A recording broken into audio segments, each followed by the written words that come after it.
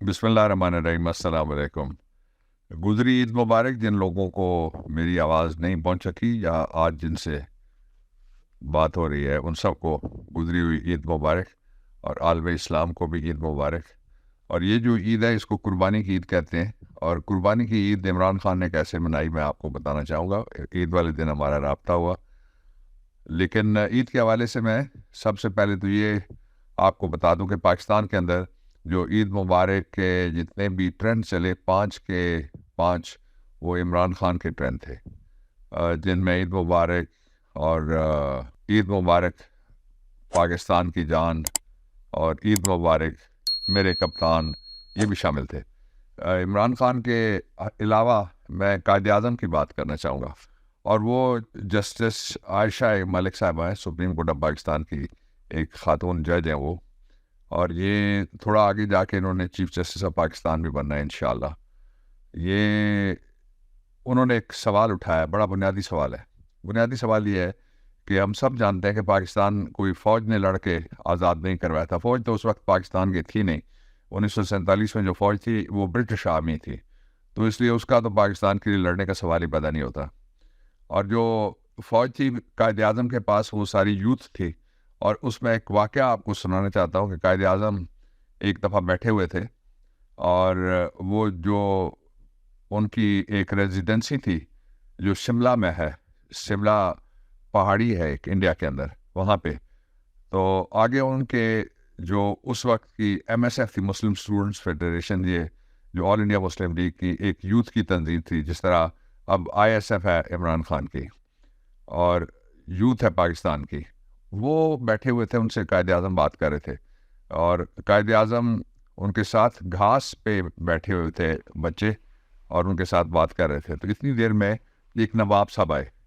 नवाब साहब की बग्गी आके रुकी, और बग्गी में जो घोड़े जुते हुए थे उनको भी चांदी सोने के हार पहनाए हुए थे, और नवाब साहब ने खुदाम उनके दौड़े, और वो सोने की तश्तरी टाइप एक उन्होंने जो स्टेप्स थे वो बाहर निकाले उस बग्गी में से, जिनके ऊपर कदम रखा था नवाब साहब ने। तो किसी पिंस्ट्री स्टेट के वो नवाब साहब थे, और उन्होंने एक कदम निकाला, जो खड़ामें उन्होंने पहनी हुई थी उसमें भी हीरे जवाहरात जड़े हुए थे। और जब वो दूसरा कदम निकालने लगे तो कायद-ए-आज़म ने उनसे कहा कि होल्ड ऑन योर हॉर्सेस नवाब साहब, कि नवाब साहब अपने घोड़ों को रोक लीजिए। ये अंग्रेज़ी का मुहावरा है, किसी को अगर रोकना हो कि सब्र करो तो ये कहा जाता है।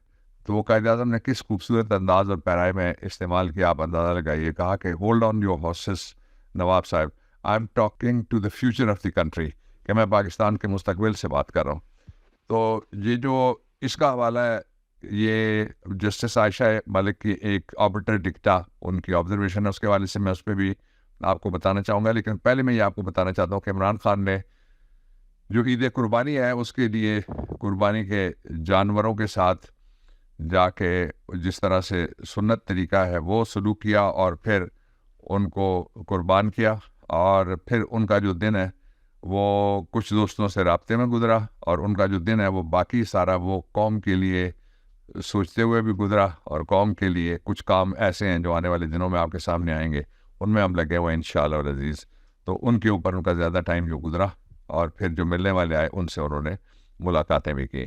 उनका मुकाबला ज़रा देखिए किन से है। वो सारे जिनके सारे सारे चोर टब्बर भागे हुए हैं, वो सारे चोर टब्बर मुख्तलिफ चोरी के पैसों के मालात जो दुनिया में बनाए गए उनके अंदर छुपे हुए बैठे हुए हैं। और इमरान खान जो है, जिसको कहा जा रहा है कि ये गद्दार है और ये बागी है और इसने बड़ा कोई गुनाह कर दिया है, वो पाकिस्तान के अंदर पाकिस्तान के अवाम के साथ पाकिस्तान की लोड शेडिंग बर्दाश्त कर रहा है, पाकिस्तान में महंगाई बर्दाश्त कर रहा है, पाकिस्तान में सख्तियाँ बर्दाश्त कर रहा है, पाकिस्तान में जबर बर्दाश्त कर रहा है।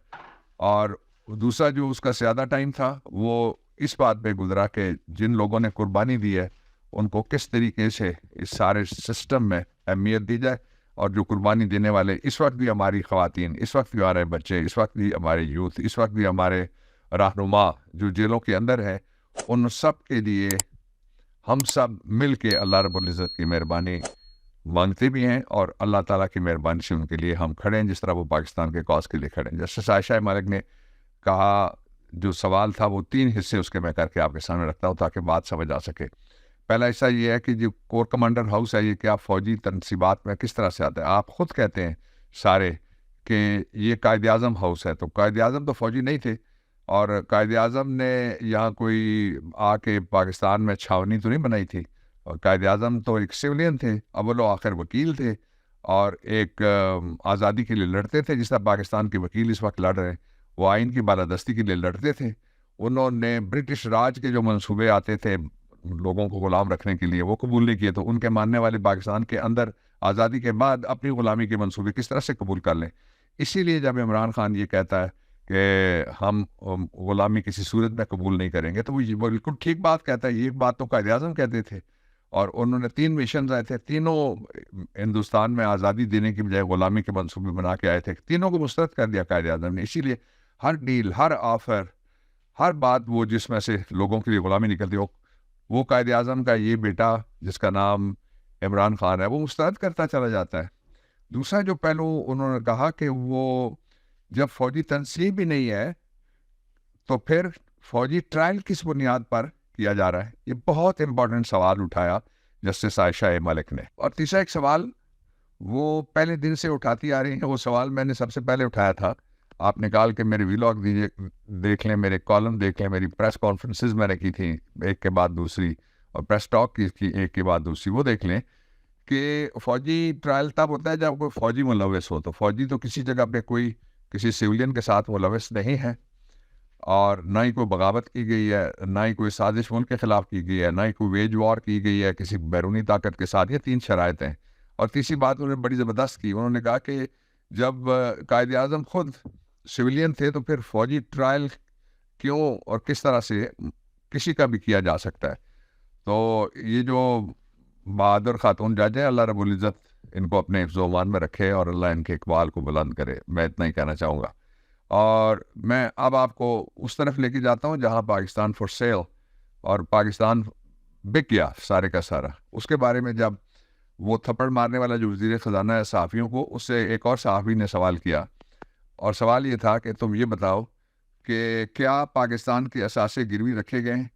پاکستان کا میں آپ کو یہاں رک کے بتا دیتا ہوں فوری طور پہ کہ پاکستان کا کوئی قابل ذکر اثاثہ ایسا باقی نہیں بچا, تمام میجر اثاثے ان کو گروی رکھ دیا گیا ہے. تو اس سے جو سوال کا جواب دیا ذرا غور سے سنیے گا, کس قدر بے ایمان اور بے شرم ہے, بے حیا لوگ ہیں جو سمجھتے ہیں کہ 25 کروڑ لوگ بیوقوف ہیں, اور یہ ایک سائیکلوں کی دکان والے یا کوئی وہ بٹی والے وہ سارے کے سارے عقل مند ہیں جنہوں نے اتنے پیسے لوٹ کے بنا لیے, اتنے مال, اور اپنے بچوں کو بھی چھپا کے ملک سے باہر رکھا ہوا ہے.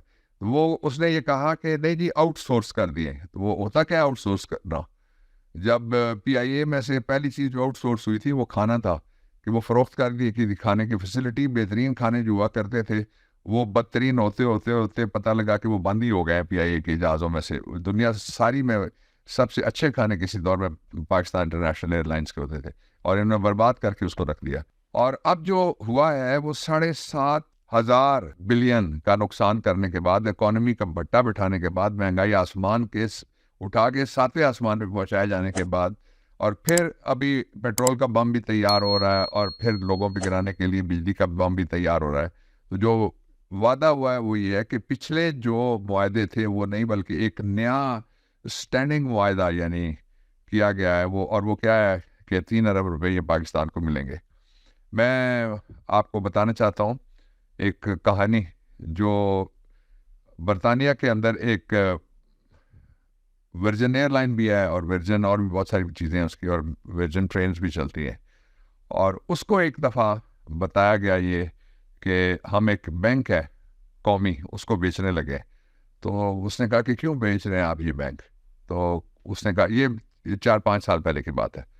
تو انہوں نے کہا جی بینک اس لیے بیچنے لگے. اس نے کہا یہ انگلینڈ کا بڑا پرانا بینک ہے, یہ مت بیچیں آپ, جو آئے گا وہ نیا نام بھی رکھ سکتا ہے اور نئے طریقے سے, تو یہ ہماری قومی شناخت ہے. انہوں نے کہا اس لیے بیچ رہے ہیں کہ ہمارے 4.5 بلین, تو اسے 4.5 بلین کا چیک دے دیا. یہ پاکستان کے جو امیر زادے, یہ پاکستان کے جو نواب زادے, اور یہ پاکستان کے جو ATMs ہیں, یہ سارے مل کے اگر 1 بلین بھی ڈالیں تو پاکستان کے پاس تو 100 بلین سے اوپر چلا جائے گا. میں کہتا ہوں نہ ڈالیں, آپ احسان نہ کریں. میں نے اپنے کالم میں ایک کمیشن اور صحیح وہ میں چاہوں گا کہ میں آپ سے شیئر بھی کروں یہاں پہ، دیکھیے گا اس کو ضرور.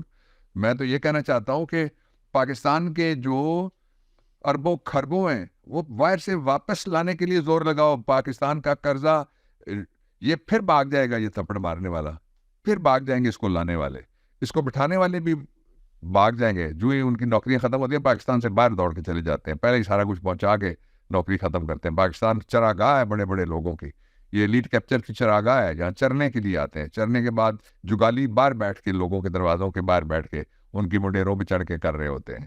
تو اس لیے یہ جو قرض ہے یہ ڈیفالٹ بچنے کی حد تک تو چھوڑ دیجئے، لیکن قرض کس طرح سے اچھی خبر ہو سکتی ہے جو ہم نے دینا ہے، جو آپ کے بچوں نے دینا ہے، ان کے بچوں نے نہیں دینا.